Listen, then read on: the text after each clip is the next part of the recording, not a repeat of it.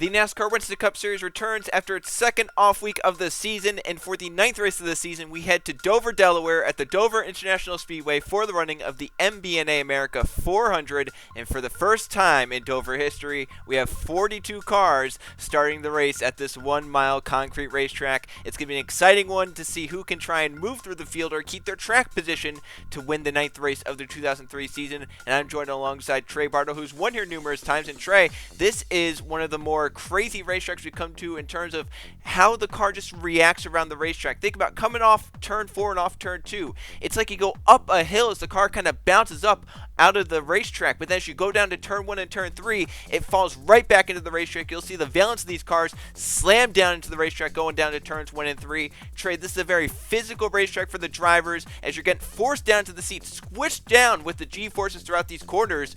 What is it like for a driver to go around 80 laps at the Dover International Speedway?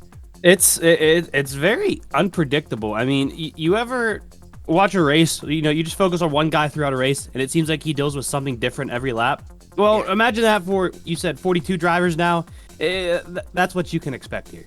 Well, that's some exciting stuff, because that's been kind of what the whole season has been so far, where it's been unpredictable from start to finish of each race. And here this weekend in practice and qualifying, it's been Roberto Crown Jr. as one of the fastest cars. He was top 5 in practice and then backed it up in qualifying, getting pole position. But Trey, the interesting thing, his teammate Hunter Reed was slowest in practice and slowest of the cars that made the race in qualifying. So what's the discrepancy there? Crown, up inside the top 5 for both sessions, but then his teammate down in the dumps kinda. Well, I mean, that just shows you how some teams operate. I'm gonna assume these two drivers are running two different types of setups, and clearly the one the 43 is running, it's really working for him. And his teammate, like you said, he's not been there. He's not been doing very well this weekend. But hey, Joe, this is going to be a long race. He's going to have plenty of time to try to make adjustments for it, and we'll see if he can work his way up. And you mentioned, teams maybe running similar setups. One major team that maybe has setups in all 5 of their cars that are similar is Roush Racing, and for good reason. They've won here a lot in recent memory, and all 5 cars are starting inside the top 15 for the race here today. Jay Rendell, the highest of them, in 4th. Jordan Stout just a few spots behind him in 7th. Who's outside his teammate Matthew Burnett in 8th, and then a little bit further back, Keyshawn Richardson, winner of the last race at Texas World, starts in 13th, and Zachary DeLello in the 16th starts in 15th. So Trey, those 5 Roush cars, they've been good here in the last few years. They look good here today, but can one of them find the speed that maybe they didn't quite have in qualifying? Their highest car's 4th place, but do they have the race pace to get up there and get inside the top few positions? Are you really questioning Roush and if they have race pace? No, not after. Come on, seasons, but come on. Just saying. You've seen them the past how many seasons now? It seems like even when we think they're out, they still somehow find a way to make their presence known. Just saying, because there have been some really fast race cars this weekend that have looked, maybe just a little bit better than them. Just wondering if maybe they've made the adjustments they need to get up there and keep their winning streak here at Dover alive. They've won the last 3 straight Dover races. So any Dover race that JRTV has broadcasted, a Roush car has won it. So does that mean we're good luck for them and bad luck for everyone else? I guess so. Here at Dover, that's what that means. And bad luck, you mentioned. The bad luck is to the 2001 champion Chris Jericho so far this season. I mean, it has been just a huge disappointment, very sluggish start for Chris Jericho. His only top 10 has been his top 5 at Riverside, where he finished 2nd to Brett Sierra. Since then, he has not gotten a top 5 or a top 10 finish. He's been down in the dumps. Last race at Texas World, he got involved in the crash on lap number 2. Never really got to race it out with a good race car there. And then here it looked like it was turning around this weekend. At Dover, he was, fast in practice inside the top 10. He qualified 2nd for this race, but you don't see him in 2nd place because Trey's car failed post-qualifying inspection. So that 2nd place time got disallowed. He's all the way back now in 42nd place to start. While we saw Keyshawn Richardson last race go from 42nd up to the lead at Texas World, that was Texas World. Here at Dover, that task is going to be a lot tougher for Jericho to try and come through the field and avoid all the chaos around him. Yeah, he definitely has a lot on his plate right now to try to and get his way up front here. I'm not saying that he can't do it, but at a place like this where it's a lot more harder to pass, and like you said, at a place like Texas World, he's going to probably have to be a little aggressive here. So I know we're going to have one of our camera guys keep an eye on him all race long to see what he can do. Oh yeah, there's going to be someone up there on the roof that is just going to be trained on that 18 for the entire race to try and catch whatever he tries to pull as he races his way through the field. As we'll now go take a look at some track facts here for the Dover International Speedway. It is a beautiful day for racing. It temps in the 70s, very minimal wind. There is some sun over the racetrack with some clouds to break it up every now and then. So we're going to have a beautiful day, a perfect day for racing here in Dover, Delaware. It's an 80-lap race, pretty long, 80 miles in length. The fuel window, watch for this, they can go 42 to 48 laps. However, Goodyear has brought a much softer tire to Dover where it's going to be wearing out a lot more over a run. So if we get a caution, 20 laps, 15 laps into a run, these drivers may actually come down the pit lane, even if they can't make it from there, just to get fresh tires on the car to get those speeds back up. So watch for that throughout the race. The tire wear could mean a lot more than just the fuel window. And also heavy banking here at the Dover International Speedway. We have 24 degrees of banking in the turns. That's where all those G-forces come in, and 9 degrees on the straights. And as mentioned, Roush Racing, not only have they won the last 3 straight here at Dover, but they've won 4 of the last 6. And beyond that, Ford as a whole has won 7 of the last 9 here at Dover. We'll see if that streak continues. The highest starting Ford is a Roush car, Jay Reno in 4th place. Otherwise, we have a Dodge, a Pontiac, and a Chevrolet in the top 3 positions. All Ford manufacturers are represented inside the top 4 positions as we go get the command to fire the engines up for the 9th race of the Winston Cup Series 2003 season.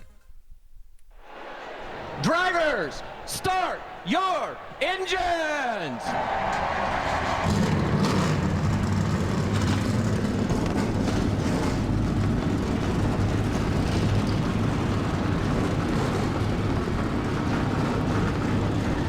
And 42 cars file off pit road for the MBNA America 400 here at the Dover International Speedway. In 3rd place to start, Justin Zeidel. He's been so close so many times to winning since his last win in 2000. In fact, one of those instances came right here in this race in 2001 where he had a fast car but got passed by Jordan Stout late. Trey starts 3rd today. That's a good starting spot in the inside lane. Could this finally be the race he breaks through and wins for the first time since 2000? I'm not gonna say anything because it seems like whenever we talk about him, something bad happens. So I'm just gonna wait and see. Yeah, we'll hope that Zeidel can try and keep it up at the front. Quick note on Matt as well as last season's champion starts 6th here today. Trey, he's had speed at times this season, but not the luck and not the winning speed. Maybe today he can turn it around. Yeah, new sponsor, new colors. I'm not used to seeing the 20 this vibrant of colors. I mean, I'm just used to plain orange, so we'll have to see if it brings some luck to him, huh?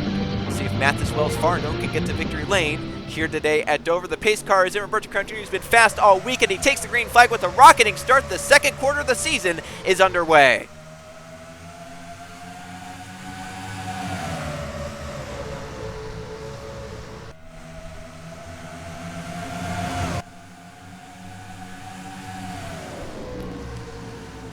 Well, Crown rocketed away. Gary tried to get in the gap he left between the 43 and the 24. Couldn't get it done. Zeidel forced his way to the inside, grab second away. They're already 3 wide further back. Crown gets away and leads the first lap. Matthew Burnett's fading back. Hunter moves up high in the 36. 3 and almost 4 wide up here as Ryan Wilson looked on Atkins. Backed out of that into the wall for Evan Hunter. All sorts of chaos early on here at the Dover International Speedway.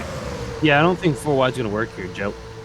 3 wide barely works. Look at this. Ryan Wilson, maybe the most aggressive driver for the start of the race, moving down to the inside 3 wide, getting positions in that number 15 car. He is, you said Goodyear brought softer compound, correct? Yep. So do you think some of these guys farther back here recognize that and they might try to, not be as aggressive at the start? There might be some drivers back there, especially if you're Jericho, right? You started back there, you might not want to be too aggressive on this initial start because you might not be able to go anywhere, or it might just use your stuff up too much. So maybe there's some drivers that are more focused on the longer run if we get one. Like maybe this 33. Oh, no! Oh, no! They're wrecking around. Sarah Kircher's in the middle of the track, the 19, and they're all stacking up. Cars are everywhere. Well, that was, not good. No, it was not. That's, here at Dover, you get 1 car sideways train. You know it. If there's 1 sideways in the track, you're going to collect a lot more than just that 1 car. Yeah, there's not a lot of places to go here whenever guys get sideways, especially going into a corner where the car's going to wash back up the track. Yeah, and on these straightaways too, because there's walls on either end, it's like a canyon. You can't really go anywhere. You just have to hope that lane opens up, and for a lot of drivers, it did not open up. And Sarah Kirchner, who's had such a consistent start to the season, might be her worst race of the season. Lawrence went around. We saw Martinelli involved. We saw Jacob Miller, who had a very impressive qualifying result. Sebastian Kugelheim got the damage. Colin Lewis trying to race his way inside the top 35 in owners points. And Baby Ruiz, his team owner and teammate, involved. There were a lot of these smaller teams near the back, but a lot that missed it. Like Jericho got through, Eli Bright got through, Laura Chung. So some drivers that maybe didn't have the track position there gained some because they were able to fly through the madness all around them. Yeah, that was a good wreck avoidance from majority of these guys, and unlucky for the ones that were involved this early on in the race. But I mean, that's what happens on the initial starts. Everyone's really bunched up, and one small mistake can cost many drivers their day. Yep, exactly that. Early caution flag here at Dover. We're going to take a look at what happened to bring out the accident as the multi-car crash occurred down the back into turns 3 and 4. This very aggressive racing early on here at Dover as everyone's trying to get spots on the start. And right here, Jacob Miller, Nolan Lawrence, they come together just so slightly off turn number 2. Lawrence trying to keep out of the wall. The 57 trying to get as much of a run as he could. They get down to Martinelli and Kirchner. The 19 spins off to the inside. Miller hits the inside wall. Then Kirchner's the one broadside the track. Here comes Martinelli again into the 33. Hunter Reed does a great job missing. They come up. Ruiz nowhere to go. Look at Quo. Just missed tucking some of the others. Then Colin Lewis tucking to him. 22 and 29 get together. They spin with the apron. However, I don't think they have much contact. Tuck is still heading off cars. I mean, there were cars literally everywhere down in turns 3 and 4. Yeah, that was a bad timing for that all to go down. But again, I mean, majority of these guys just kind of spun, maybe got some small contact, but there's those 3 or 4 that had some major damage in this, especially that 33, Sarah Kirchner. Yeah, 33 got beached on that transition, had to get a tow back to pit road, lost some laps. Because of that, we'll take a look at this wreck from a few more angles. And Trey, as we watch this wreck from at full speed this time, Kirchner has made statements this season. I don't know why we're just so bad in qualifying. We have good race pace, we just can't qualify well.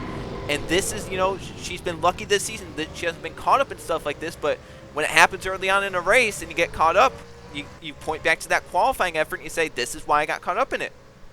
Yeah, I mean, that's 100% on the head there, Joe, is that you get a good bad qualifying position. You tend to put yourself in situations like that. We've seen it so many times before that early wrecks happen and takes out contenders just because they had one bad lap. And, I mean, that's really all it can take.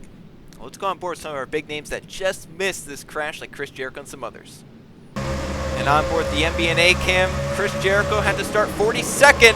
And look at the carnage right in front, Trey, but he finds a way through. This knee's kind of parted for him, didn't it? Yeah, they did. He did a great job. He had cars everywhere in front of him. I don't think he wanted to be that close to the beginning of it, but he did a nice job getting through, and he can continue on to this race. Let's get one more on board here to show some of the carnage that happened with Sarah Kirchner, the 33. And one last view of the crash on board with Kirchner and Trey. She sees nothing happening to her outside, and then suddenly she's hit sideways.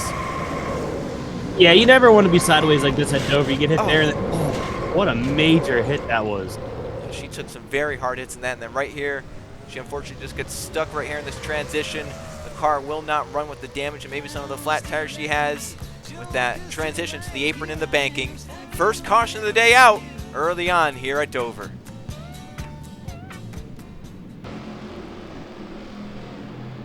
Back here on JRTV, ready for the first restart of the day here at Dover. It will come as we're a 10th of the way through, so we'll complete lap 8 at the green flag with Richard Crown Jr.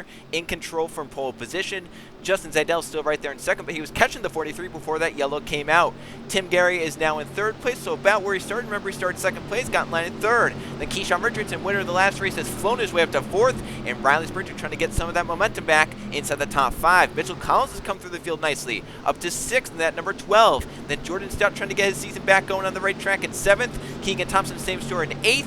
9th for Lathan Strickland, and Zachary DeLello in 10th. The points there, Brett Sears made a nice gain on the start, up to 12th place. All 400 cars inside the top 12. As to the garage for Baby Ruiz, Kirchner's a lap down. We have 40 cars on the lead lap. The pace car is back in. Here it comes Crown to lead us back and take the green flag. But Zaidel getting a little antsy right there, already showing that he has a good run going to that 43 car into turn 1.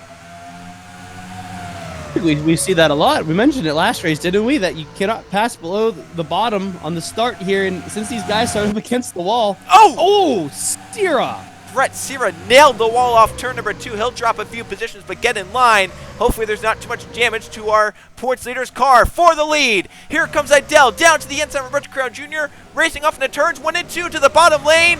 Car number 24 is going to take it down on the bottom on lap number 10.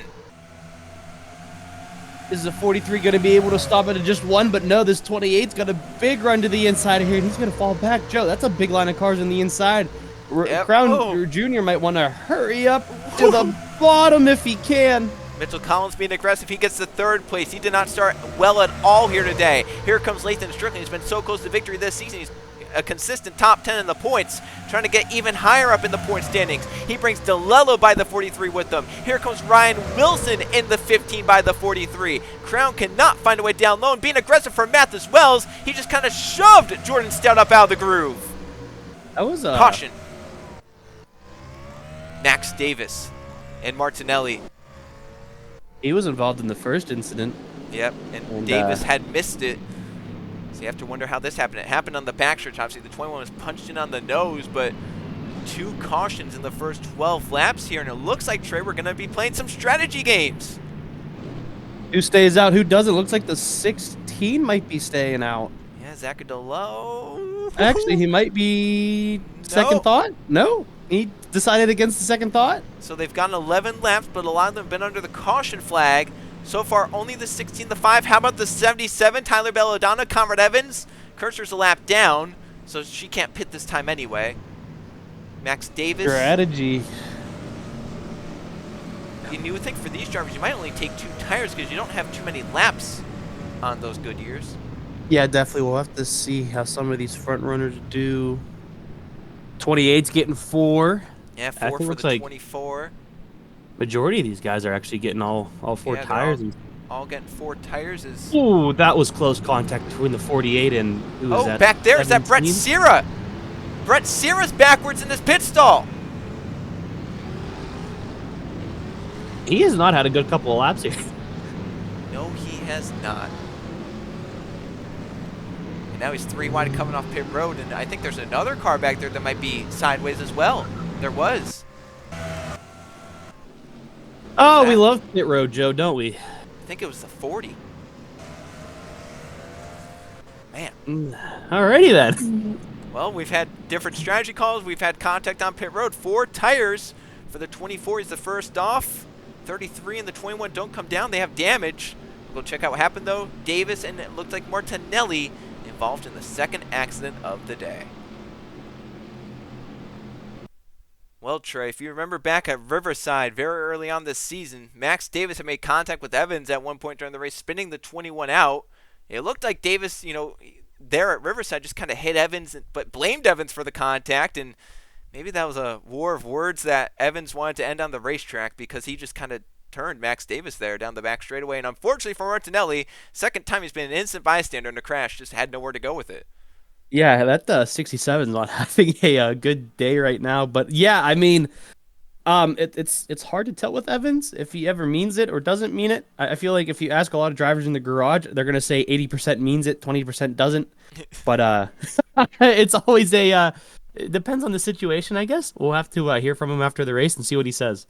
Well, maybe if we look at full speed, it'll show a different tale. We'll go take a look at this wreck from full speed. And here's the last view of the crash as Davis and Evans come together off turn number 2, and Martinelli gets collected with none of his doing. No. Yeah, that. Well, it's going to be another week of people mad at a certain someone, so. Yep. Nothing new. No. Back onto the race? Yep, back onto the race. Nothing new there. As we had a lot of cars coming down pit road, like our race there is Idell. Zacadillo, though, stayed out and he inherits the lead. He has a few friends with them, but a lot of drivers have 4 fresh tires that are ready to try and hunt those drivers down.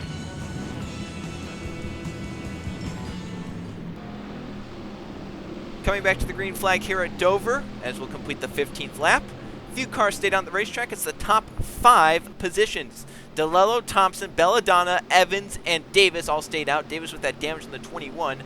Kirchner's lap down, she also stayed out. Then 4 tires for Idell and Spurley Tube, Collins and Wilson, Crown and Strickland and Wells and all these drivers on back, they all took 4 fresh tires. We'll see how the, about 11 laps that they put on for those front few affect compared to the fresh tires for these guys. Watch for Evans here. He's 4th place, has a clean car, but 2 wrecked cars behind him. Kirschner's not happy after Texas World because she said Evans should have either gone with him or not pushed Keyshawn by, which, I mean, you can, think of that how you will, but I'm sure she's still a little bit angry at the 31, and Davis just got dumped by him. So if Evans gets put higher, messes up on this restart, he has 2 drivers that are not too happy with him. Right behind us, the green flag is out. The front 4 get away nicely, but now these guys back here, they have to negotiate these damaged cars. And Zeidel's the one put to the high side because of it. Does Evan have any friends? Does he have any friends? I don't know. His teammates don't seem like they're even friendly, so I don't know. But up front, DeLello and Thompson battling for the race lead. Thompson, remember, winner earlier this season at the Atlanta Motor Speedway. Down to the inside, Evans coming with them. Might he make it 3 wide through turns 1 and 2 for the top spot? He's actually looking to do it. The nice thing about these guys who didn't pit, well, what was nice is that everyone else who got 4 tires had to start behind some damaged cars, but that 28 and who else is the 12, the 15, the 48 all got past them pretty quick, so that advantage might... Oh, God, and those 2 had contact at Riverside earlier this season, too, where they both spun out. That was a nice save by them, though. I don't know how they didn't keep it off the wall, or I don't know how they did keep Tim it... Gary! Oh, no, Gary! Oh, with Luke Rainey back up into traffic. Oh, the 67 again. Martinelli. The incidents is they're still piling in. My Lord. That was, I don't think there was one small hit throughout that entire wreck. No, those were all massive. And the caution comes out for the 3rd time on lap number 19. They got to be careful with the debris and everything here as the 31's coming in pit road. Where is Mitchell Collins going? They might have, I don't think they knew where the pace car was, so it might have caught him off guard, but it looks like... Oh, the 1 car. Evans is, oh my goodness. Well, everyone who didn't pit is coming in now. To pit now, so that's like a net neutral kind of. They're back, well, the 60 and the 5, they lost a lot there. For the 31, the 77 in them, that's like, well, we're back to where we were. Yeah, so I guess it didn't hurt them. Tuck's coming in. I think he might have clipped Gary when he was coming back up the track. Yeah, he was the first one that hit the 10, and then a lot of others piled in. But for the 5 and the 16, they took top 10 cars. They were hoping it was going to stay green there. They could inherit some track position. Now they're going to be back in the 20s and 30s and have to try and move their way through the field. Yeah, it'll be, I mean, I don't really know if they're going to have that big of an advantage just because... No, we went like 2 laps there. Yeah, they have a 2-lap advantage. That's not going to be that much. Well, Mitchell Collins is the race leader into the 3rd caution. We'll go see what happened. Tim Gary and Luke Rainey make contact off turn number 2, and it caused calamity down in turn 3. Well, Trey, this was a lap of really dumb moves, and you'll see why in a second. But here, this first one, Luke Rainey really just kind of comes up and wipes out Tim Gary. You can't talk around that one. No, hard hit for Gary there, too. And then, I mean, Joe, we talked about it. He's going to come back up the track, and, oh, the 32 just clips him here, but it only gets worse. Yeah, and that's 2 25 substitute drivers that just got collected right there. And then right here, Martinelli for the 3rd time today, and for the last time today, involved in a crash. Benny Lynn, who's trying to stay inside the top 35 in owners' points. Nolan Lawrence, who hits passenger side right into the 40. Lawrence had the right idea, but it looked like the back of his car almost stepped out on him when he tried to get it down on the apron, and that's what ended up clipping the 40. It was like the apron was slick down there. And yeah. Hold your breath. Hold your breath. Yeah. Because in comes a yellow flash. Watch the 19. Oh my goodness! What was he thinking? Yeah, and I've been told in the replay truck that we have some more substance behind what happened there. But I mean, no matter what happened, that's uncalled for. You don't hit a car head on the racetrack, and I mean, no, there's no excuse or anything to ever hit a car head on. I understand, temptations get the better of you, but never to that point. No, and we'll go take a look at this wreck in full speed, and then go show what may have caused the one to hit the 19 like that. And here's the final view of this crash. Rainey up into Gary. Oh. goes on for Evan Hunter saw that. He's probably not going to be too happy. Or Martinelli, too. Watch Yeah. this 19. Ready? Apron. Oh. And then the back end just kicks out. I wonder if And maybe watch he how saw long. the... Look how long. I mean, we could get a full sentence right here. Oh, my goodness. How fast was he going in there? Yeah, I don't know. But apparently, Truck has said that they found some more tape of what may have caused that. And we'll go take a look at it as the 19-1 have made severe contact in turn 3. So, Trey, off turn 2. What do you make of that? It looks like... I don't know. It looks like Hernandez kind of came up, but maybe he was thinking the 19 was going to go farther up the track. I can't really tell, but right here, he's speeding up, and then just heads on. I mean, how do you go on about that? We have telemetry. Trey, he was going about 100 miles an hour when he hit the 19. I don't know how you excuse that. I don't think there's any way to. What do you say? We'll have to see. Other than completely uncalled for. Yeah, we'll have to see what Hernandez says after the race. But as some pit strategy happened again, Mitchell Collins inherits the lead for Penske Racing in that number 12 Dodge.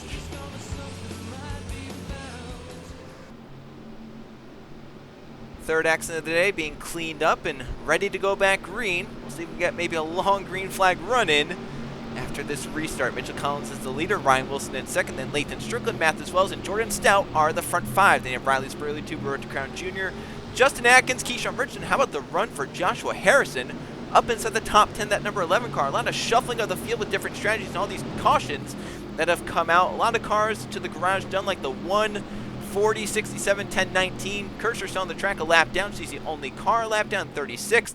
We have 35 cars on the lead lap, and I have been told that basically the whole slew of the one gang have been called to the hauler after the race. As the pace car is in, Collins hits the gas and gets it back going here at Dover. Trey, that was a good jump for the front two. Lathan Strickland a little bit sleepy in third place. Yeah, I don't think he was ready for it. But so do you think we calmed it down any? I hope so, but you never know here at Dover. It's chaos all throughout. It's Justin Seidel, who was leading early on, starting to drop back. Hunter being aggressive with Luke Rainey, probably for good reason. He just saw the 88 take out his team car, the number 10. And he's trying to pass him and get him in the rearview mirror. We're going 2-3 wide again, Joe. I don't like this. We kept it clean, though. 3 Dodges almost came together right there off turn 2. Luckily, Chung and Fitzwater gave Crown room. They got through. Hunter still being aggressive, moving by Laura Chung. Henry Guo moving up behind Jay Rando. As Strickland gets by his old ride, Ryan Wilson moves his way to second place. Wilson trying to cross back under off turn number 2. Has the run just right by the 48 for now as they race off into 3, a 5-car getaway. Then 6th and 7th, Atkins and Spurley Tube, and Henry Guo for the second straight race his way up inside the top 10. Evan Hunter is inside the top 10. Chris Jericho from the back of the field, 42nd. These cautions have helped him out. He's up to 12th place in that number 18 car. You know, Joe, I'm looking at the lap count. We're not even halfway through this race yet. No, we are only 26 laps in. We still have, they still can't make it all the way on fuel, so watch for that. Is up front. We have Lathan Strickland to the lead, get by Mitchell Collins, who's fallen back to 5th place. So Strickland leads over Ryan Wilson.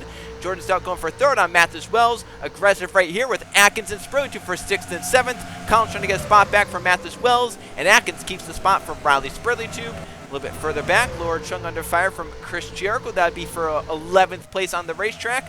And Jericho's car, Trey, we knew it was fast in practice. We knew it was fast in qualifying. It was probably only just a few, thousandths or whatever off on the template. But that car is just as fast as it was. He's moved his way up to 11th place. Yeah, I think those cautions are coming to help him here. It doesn't really, let the field get too spread out. So on these restarts, he's clearly pretty good at them because he's making up spots each and every time. So if we end up getting another caution here or there, I wouldn't be surprised to see him inside the top 5. How does it feel that your driver just passed the reigning champion of the Winston Cup Series on the racetrack without any gimmicks to help him out? I'm starting to think I should. Oh, big hit in the back for the 11 on the outside wall. He smacked it. You can tell. Look at that right side. It is crumpled up. Fitzwater couldn't get around him, but how about Conrad Evans? Moving nicely through the field. He came down pit road under that last yellow, lost a lot of track position because of it, but he's raced his way up the highest he was, before that pit stop and stuff with that pit sequence. He wasn't even inside the top 20. Now he's up inside the top 15, and maybe those 2 laps that they put in the tires might just be helping that 31 just a little bit. The 5 also moving up through the field. You can see him making a move on the bottom of the Eli. Right here completely cleared him there as well, as he's going to go on Eli's car, the 81, who was a good run for him as well. Yeah, Sven Oskin did not start well here today. Back around, outside the top 35. The 11 again into the wall. Into the wall for Joshua Harrison. He drops back, but Oskin raced well up through the field as he started outside the top 35. Here's Chris Jericho by his teammate Wells. Welcome to the top 10 for the 18 car. That's nothing you want to see there is Jericho getting hot, because that just means he's going to end up passing more cars here later on in this race. We got a lot of racing to go. This guy's passing a lot of cars. Conrad Evans by Laura Chung up to 12th place and has the top 10 in his sights. Up here, well, up the track a little bit. Here comes Evan Hunter. Sideways off turn number 4, got a little bit loose. 36 down to the inside and going to complete that pass for 8th place and should bring the 18 to 20 right through with. So Guo might fall outside the top 10 right here, but that's still a very impressive run for Henry Guo. Racing up among these, top dogs, the 36, the 18, the 20, the 31, all very talented drivers. And Guo in lesser equipment is showing that he belongs just as much as those drivers up at the front of the field.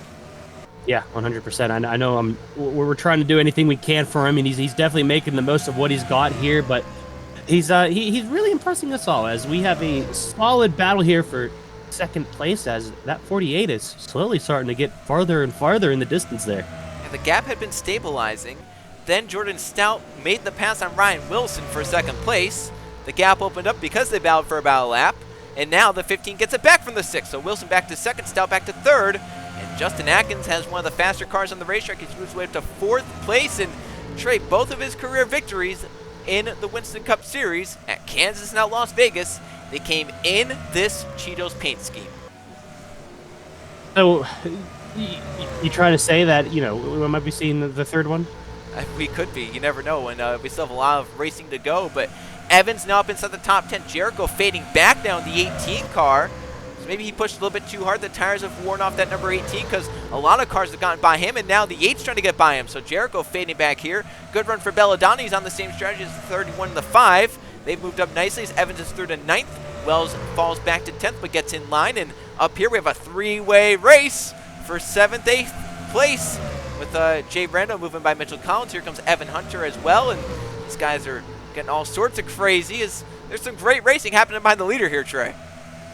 Yeah, they're, oh man, that 36 is really loose coming off of 4. That's the second or third time we've witnessed that. But yeah, these guys are trying to make anything they can. It really, I mean, with the amount of cautions we have, what does that push the caution, or the, not the caution, but green flag pit stops and, tire wear situation back to? Because we've seen some strategy. We've seen others probably saving on their caution. Speaking of saving, that was a great save. Yeah, that would have been a caution there. So good job by those guys. But yeah, I'm curious to see what these teams and drivers have in mind on the new strategy they had to work out. Yeah, so the fuel window is like 42 to 48 laps or something along the lines of that. However, we saw drivers come down pit road around lap 12. So that should push it to at least lap 54 for those guys. But then guys like Evans, who came down like 18 or 19, they could push it even further, try and hope a yellow flag comes out. They could trap some guys a lap down and get that track position that way. So it'll be interesting to see. And then that would also count as an overcut, trying to get the tires on later and then run through the field with that. So we'll have to see. And, with how Evans is running here, maybe you want to jump onto the other strategy. Come down pit road with everyone else because you're in a good position already. You might not want to lose it. Yeah, so pretty much like even yourself up with others. Even if you have to come in earlier than you expected, you at least know you have the same equipment. But at the same time, are those 2 laps really that big of a difference that it's allowing the 31 and the 5 to pass this many cars?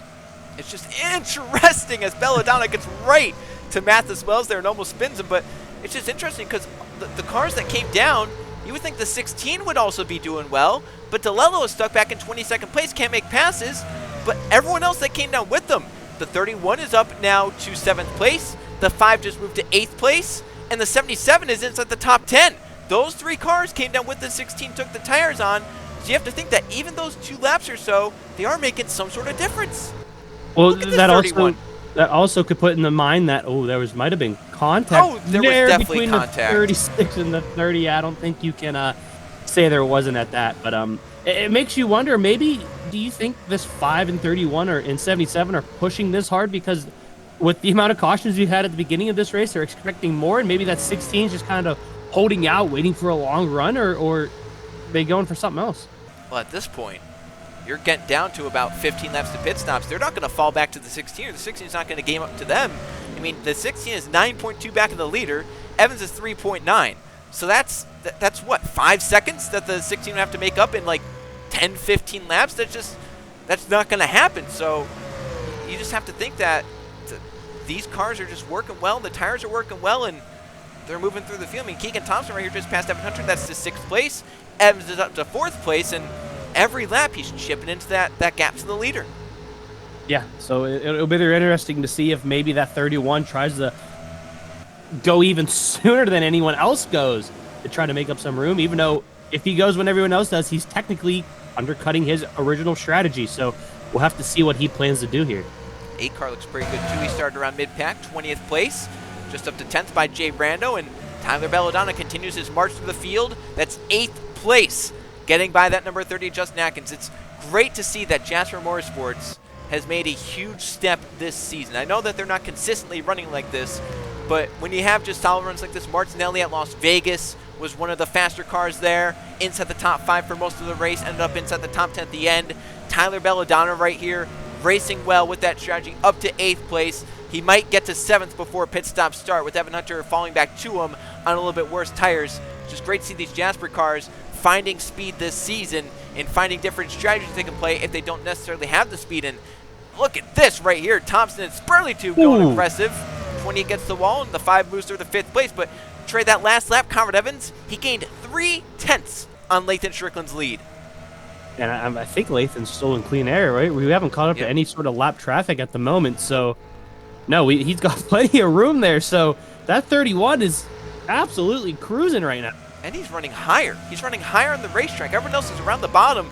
He's kind of running a lane up, and it's working for him, though. Keep that momentum going for him up there, right? I mean, you don't really have to deal with any sort of effects from other cars if you're running higher than everyone else. It seems to, like you said, it seems to be working, but how long until other teams see it and incorporate it for their drivers? Oh, caution is out, and this is going to goodness. change everything. The leaders are coming as well. Watch Strickland right here in the 48. Has to get back to the yellow. Oh, my goodness. Just stop. Easy just there. Stop. You got plenty of room. You're fine. We might want to look at that, Joe. Oh, what a he was save, sideways. Did he get hit? I didn't. It looked like he was just sideways on his own. All right, we good? We calm now? Yeah, we're calm, and they're all going to be coming down pit road, Trey. This caution comes at a time where everyone can make it. So we don't have to worry about strategy. No, yeah, all that strategy talk out the window. Now everyone's going to be on equal tires and equal footing, and we'll have to see it. Does any pit road calamity happen? We saw early on when a lot of cars came down pit road, there was some contact being made. You got to think there's going to be some sort of calamity, right? Especially with cars already on pit road. Yeah, damaged cars already on pit road. Birch Crown Jr. on as well in the 43. Oh, little someone stack up there. Yeah, someone left right. It was the 22. Why they would release him right into the 31, I don't know, but it kind of hurt Evans. And look at the stack up behind with all these cars. Yeah. Oh, contact there between the 91 and the 32. Yeah, these the cars that were already on pit road, the crew chiefs or the spotters are normally the ones that release them, and they're not doing the best of jobs. 15 to 48, that's for the lead, side by side. The 15! Oh, he got slowed up by a teammate! Yeah, the 40 had to stop. The 15 gets through. He got slowed up by a teammate. And Wilson's going to be leading this race with Strickland second, Stout third. Belladonna's going to be up to 4th. He gained almost 4 or 5 positions there. Yeah, he gained 3 spots. Came in 7th place, out in 4th. Can we talk about Lathan just losing him just losing the lead because of his teammate? Look at all these cars now the leaders are going to have to deal with because they came down early. They're on the tail end of the lead lap now. I wonder how did they get in so early? Well, some had damage, so they came in. But, like, what was the 43 doing? Or did they not know that the pit road was closed? I don't know. Yeah, I guess we'll have to wait and see if NASCAR says anything about it, but I mean, there's a lot of stuff to dissect here throughout this small caution period. Yeah, we still haven't even taken a look at what happened to bring out the caution. A multi-car crash again down the back straightaway. We'll see what happened. Trey, there are some angry drivers out there today because right here, the pole sitter Roberto Crown Jr., I mean, right here, he just turns up into Oskin and dumps him. Yeah, and then another hard hit to the inside wall, but Joe, that is one of the scariest crashes you will ever see here at Dover. A 1 mile track and that car lifted like a feather. I mean, the air just got under it. It took off like a plane. Did you see how high he was? He was facing the ground too while that. I mean, and right luckily it stayed on the wheels, right? I mean, yeah. Luckily it didn't come back down on the roof or anything, but. And then right here as he's getting back on, you can obviously tell that he was like dazed dazed or you didn't have his hands on the wheel because of what happened. Because he kind of it went into the wall by its own, came off the wall down to the 91, and then he finally was like, all right, I'm back under control. But my goodness, what a crash. And we have multiple angles of this. We'll get them to you. First, we'll take a look at from the same angle at full speed. Here's the same view at full speed. What was the reason for that? I don't know. I truly don't know. But that was a scary ride, and I don't know if you noticed in the replay right there, but as soon as the roof flaps came open, the car immediately settled back down. So, luckily, the safety precautions and everything NASCAR has done to these cars are getting put to, or not. Luckily, they're getting put to use, but they're working properly.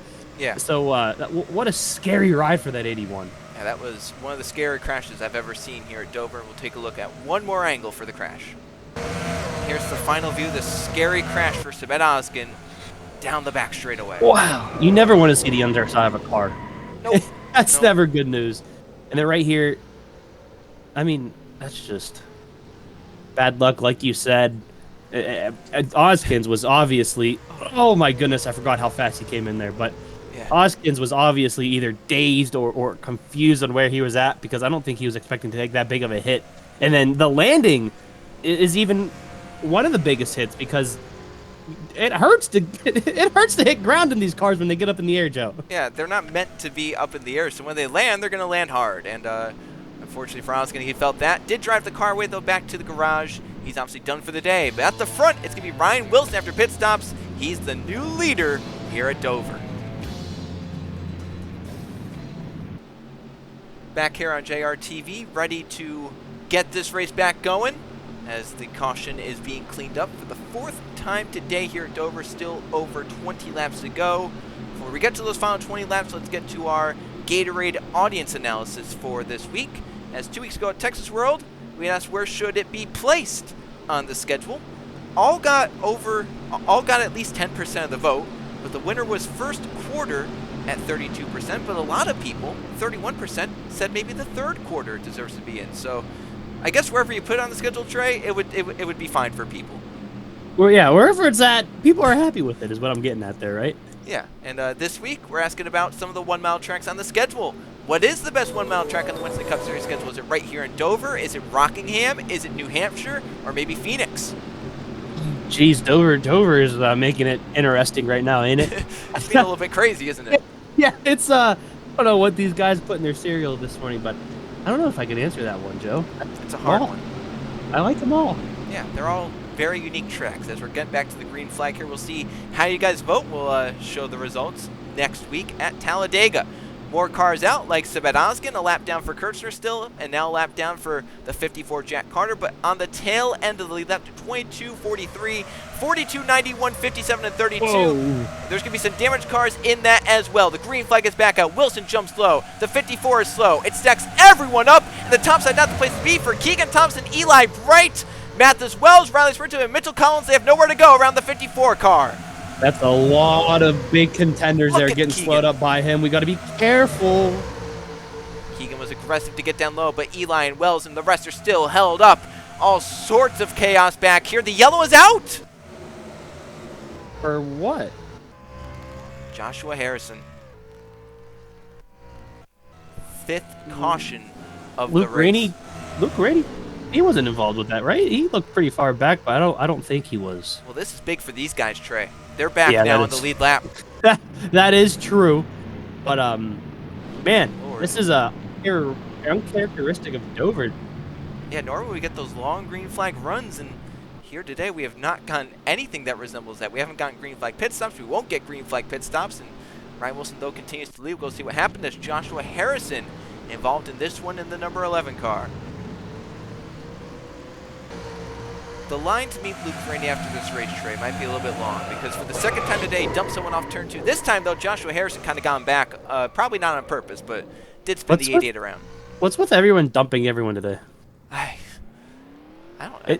It seems to be a common thing here for some reason. Anger from Easter or something. I don't know. Apparently, they didn't like the candy they got or something. The Easter Bunny didn't treat them too well. Yeah, the dinner was not so good and caused some anger with these drivers, and Harrison involved in that with Luke Rainey as Ryan Wilson trying to get his first ever Winston Cup Series victory, his first for DEI. See if he can hold on over drivers like Jordan Stout and Lathan Strickland. 21 laps to go when we take the green flag. Ryan Wilson won that battle off pit road, and with that quick yellow was able to keep the lead over Jordan Stout. The 6 dual cars to the garage from that. We do have some lap cars in the middle of the field, but 31 are on the lead lap now, with Ryan Wilson in control for the restart again. Jordan Stout now in second. Strickland back to third. Then 2 lap cars of Colin Lewis and Matt Tuck. Then you have Conrad Evans in fourth, and Tyler Belladonna still in the top 5. Evan Hunter is now 6th. Justin Atkins in 7th. Jericho Ballard up to 8th. Guo is now in 9th. And Jay Brando is in 10th. Then you have this number 5, Keegan Thompson. He's in 11th place. He got by that lap car, trying to get some of those spots back that he lost because of it. They have DeLello in 12th, Fitzwater 13th, and Matthew Burnett 14th. Then 15th on back, have to get around Jack Carter, who's severely off the pace, like Eli Bright and Brett Sierra, Mathis Wells and Riley Spurgeon. We'll see Mitchell Collins as well. We'll see if those guys can get around, and if the 11 decides to pay back the 88, they're nose to tail back there. They both have some damage. We'll see how this restart goes. The pace car is in. Getting our 5th restart of the day with Ryan Wilson in control. Jordan Stout trying to make it 4 straight for Roush here at Dover, and the green flag is back in the air. How long is this run going to last, Joe? Hopefully all 21 to the green flag or to the checker flag, but you never do know, as Evans now going to have to fight by Colin Lewis. Belladonna looking to the inside instead. Jericho gets down because Guo got down. Belladonna moves by Evans, moves by the lap car as well, so the 31 fading back. Yeah, he's stuck right there. He's going to have to force his way down. Looks like he just found a spot, but he's going to have to clear off that 97. I don't think he got it done. And up front to the lead, a Roush car. Jordan Stout is by, but the fastest car of the day, Strickland in 2nd place. Wilson back to 3rd on that lap, but coming back at that number 48 car with Belladonna up to 4th, Hunter now 5th, and Jericho now 6th. Then 7th on back is a mess. Randall trying to get by. Here comes Keegan Thompson. Here comes DeLello. Atkins fading back on the outside. Evans trying to get spots back. Burnett, first time we've really mentioned his name here today. He's trying to move up. We have Eli Bright and Fitzwater battling in the battle of the beers right here as they go through 3 and 4. Atkins still falling back as Burnett moves by him. Evans trying to get back some of those spots. Moving by that number 16, DeLello. That's the battle for 9th and 10th. Thompson up to 8th. Brando now 7th. Here's the battle for 6th. 2 old friends, Evan Hunter, Chris Jericho, going at it. There's to the inside for the 18, but he lets the 36 in line for now. Caution's out? Yep, Caution's out. Oh my goodness, big wreck. And we had Tuck, who was a lap car, Miller, Harrison hit the 88, and that might take the 11 out of commission. Yeah, he might be, I think he ran into the back of the loop. Yep. So, well, wouldn't be lying if I said that was the first time those two had gotten together today. And that's caution number 6 here what's today the at record? Dover. I have no clue, Trey, and we're getting close, though, because we normally see those long green flag runs here, and we have not seen one today, and we'll see how this restart goes now, because there's not going to be lap cars up at the front to disrupt it. We'll take a look at what happened. A crash towards the back of the field, potentially the lap car of Matt Tuck, the first one to go around in this one. Trey, I don't think these drivers need any more off weeks, because they came back and they're driving like they've taken like a year off. I mean, look, as Zidell, once again, someone off turn 2 just kind of slides up into the car on the outside. Then it gets Luke Rainey and Jacob Miller. As Zidell finds a way to just kind of force his way through all these guys. I mean, I don't think he gets really any damage from this. The funny part is, watch this 88. Yeah. Correct the car. Luke. A little bit And too then much. who does he turn up into? That's just like the odds of that, right? what are the chances, huh? Yeah, Harrison might be a little bit angrier now, too, from that. I mean, he had a good run going, and 88 2 times in a row now, kind of in his way or into him, as he gets some very heavy rear end damage from that. The 11, very heavy front damage. We'll go take a look at this wreck one more time in full speed. And here's one more view off turn 2. It's just the same song and different verse. Yeah, and then, oh my goodness. Yeah, I think these guys are way too antsy. Something like that. I don't know what it is, but Jordan Stout, he's not had a great start to this season. Trying to get that first victory of the season as he leads here at Dover.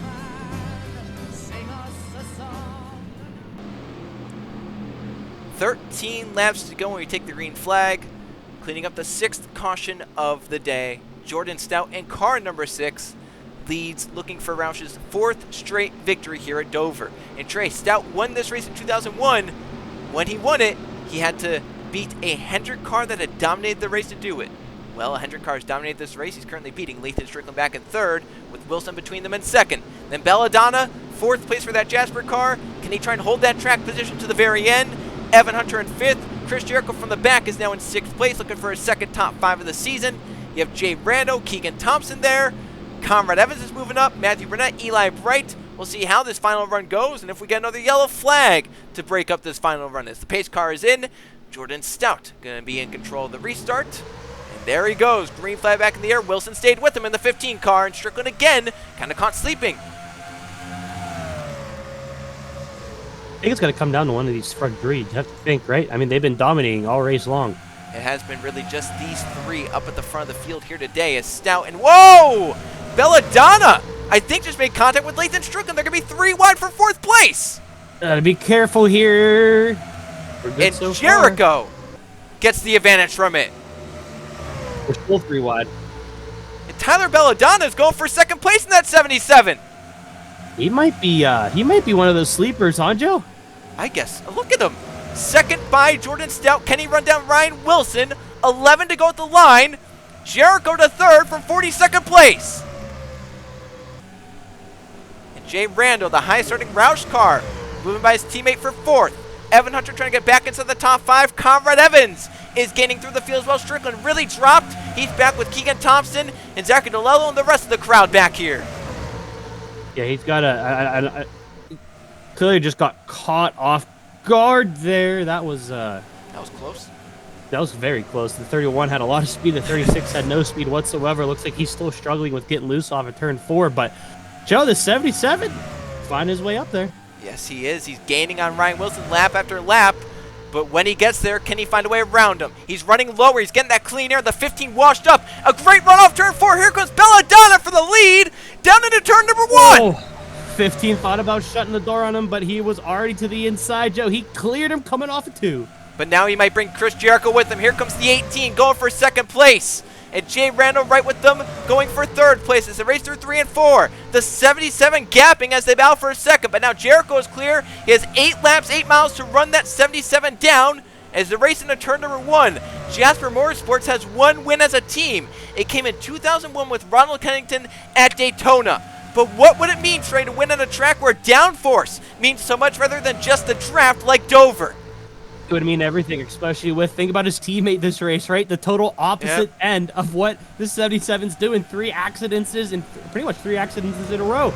So it just shows you that, like you said, this team is here. They are here to win. He is holding off at the moment. This 18 and 97, 2 of the strongest cars in the field. But there's still plenty of time left. What could develop? Yeah, he has 2 of the best drivers in the field behind him. It might help if they get side by side. Jay Rando is trying to make it 4 straight for Roush here at Dover. He has 6 laps to get by Jericho, clear him, and then try and get to that 77 car. Can he do it is the question. Rando through to 2nd. Jericho back to 3rd. As Wilson might be falling off these guys a little bit. Rando now to try and gain on Tyler Belladonna. And think about, with Roush Racing here at Dover, their last 3 drivers to win, Matthew Burnett in the 16, Jordan Stout in the 6, and then Keyshawn Richardson in the 99.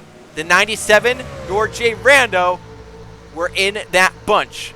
So maybe they can make it 4 straight with 4 different cars and 4 different drivers. But once again, he has to get to the 77 and pass them.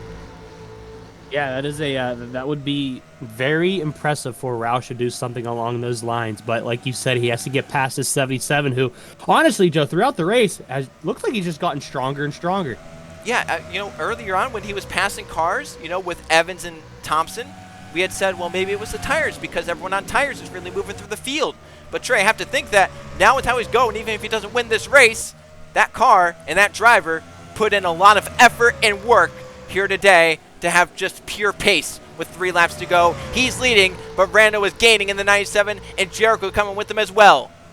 Yeah, the one thing the 77's looking for is for Jericho to catch the 97 and get side by side with him, but Jericho seems to be dropping off more, and this 97 is all over the back bumper. It looks peeking to the inside. He's going to get a run off of 4 here. Not 18 yet. got to run. 18 got to run. The 97 to check up. Can Jericho get to the inside? Randall blocks him off with 2 to go. Trying to get his second win of the season. Belladonna looking for his first ever. And Jericho trying to turn what has been a dismal season around. Coming around to the white flag here at Dover. Can Belladonna hold on for Jasper? Can Rando get there? Here they come off 4. They're going to be side by side at the white flag. What's Jericho going to do here? They're side by side. He has a run. Is he going to try to force it 3? Not yet. Rando is clear of Belladonna. He slides up. Can Jericho get the run? Belladonna back to 3rd. Jericho to 2nd. Jay Rando into turns 3 and 4. Roush Racing 4 straight at Dover. 4 different drivers. 4 different cars. Rando his 2nd victory of the season. Did 77 get 2nd there? It was close with Chris Jericho. We'll have to wait for official word on that one as the field comes through. Trey, after 6 cautions, I think we deserved a finish like that, a last lap pass for the race victory. With Jay Rando, though, the one on top. I said, don't doubt Roush. Never count them out.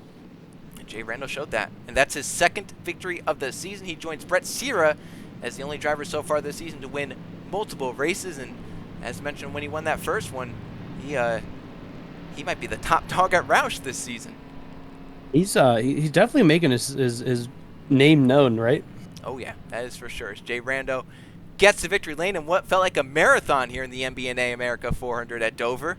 Jay Rando, the race victor. And Trey, I mean, this race we saw those 6 caution flags. At the end, we got that nice little green flag run, that great battle. And how about the fact that, Tyler Belladonna, a rookie in the Winston Cup Series with a team that's not been so good, had to battle with Jay Rando and Chris Jericho, 2 of the best in the Winston Cup Series currently. Yeah, he I mean, I know it sucks not to get the win, but if anything, this shows that kid, this team, everyone on the team are here, and they're not messing around, and they clearly have race-winning cars. Yeah, and even last season at Dover, that team ran well and had a good finish. Nothing like they did here today. This was definitely a huge step forward, and unfortunately, as you mentioned, they couldn't get the race victory, but definitely has to build some momentum and build morale among that team. Not only did they get that top 10 with Martinelli at Las Vegas, now they competed for a win, led at the white flag here at Dover, and the future could be bright for that Jasper Motorsports team. We'll take a look now at the finishing results. Jay Rando, the one on top. Chris Jericho just edged Tyler Belladonna for 2nd place there at the end. So Jericho from 42nd place up to 2nd at the end. What a great drive. What an impressive drive for the 2001 champion. His 2nd top 5 of the season. Both of those were 2nd place finishes. Belladonna tried his best to get back to 2nd at the end. Gets 3rd place, but still, what a run for that Jasper car. Ryan Wilson, his best run of the season in 4th place. And Zachary DeLello bowed back up from mid-pack to get a top 5, make it 2 Roush cars inside the top 5. How about Eli Bright? He started mid-pack and was running back there pretty much all day. He ends up in 6th, the highest he was all day. Evans faded back to 7th at the end. Hunter back to 8th. Then Matthew Burnett in 9th. And Mitchell Collins, who had a good car, ends up in 10th place. Jordan Stout, Keegan Thompson, solid days. Brett Sierra, the points leader. He will lose some points to like Evan Hunter and guys around him, but still a very solid day for that 25 team. They did what they needed to do after starting mid-pack. Riley Spurgeon, not the best of days, but still a solid recovery after his last few. Kukulan was involved in a lot today, still gets a top 15. Nathan Strickland really dropped in that last run. He was running up at the front, ends up in 17th. Mathis Wells and Justin Seidel complete the top 20. Those 2 cars started well, just didn't have the race pace. Neither did Keyshawn Richardson. Luke Rennie involved in a lot today. Hunter Reed, as mentioned, didn't really have pace, but just kind of kept that car clean, kept that car going straight, got 23rd. His teammate Richard Crown Jr. involved in some stuff from pole position. He gets 24th. Atkins faded back here in the number 30 car.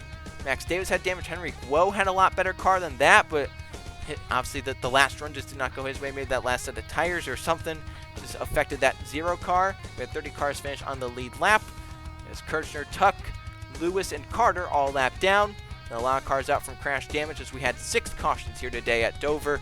in the MBNA America 400. And we take a look at the points standings. Sierra still obviously on top with a solid day, but a driver like Evan Hunter gained some more points on him. But with how crazy this race was here today, Trey, there was a lot of drivers up there in points that really kind of didn't have the best of days. It was up at the front, a lot of drivers that were needing to gain in points. Yeah, it was. It's like I said, this place is unpredictable, Joe. I wasn't expecting to have 6 or 7 cautions throughout the day. It really did jumble a lot of things up, and I mean, it's just one of those tracks where, again, you just don't know what will happen or what it'll look like after we finish a race here.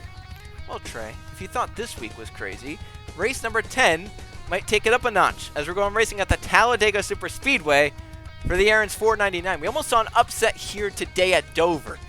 So at Talladega, where it's just all about draft, and every one of the 42 cars that starts the race has a shot to win the race, I can only expect chaos when we go to Talladega next week. If it isn't as crazy as this one, then I'm going to question how these guys drive at certain places. We'll have to see how Talladega goes. It's always a fan favorite race of the season. We've seen some upsets there in the past. We'll see if this 2003 Aaron's 499 produces another one. Congratulations to Jay Brando, his second victory on the season, moving up in the point standings. For Trey Bardo, I'm Joe Rokowski. So long from Dover, but tune in to JRTV next week for Talladega.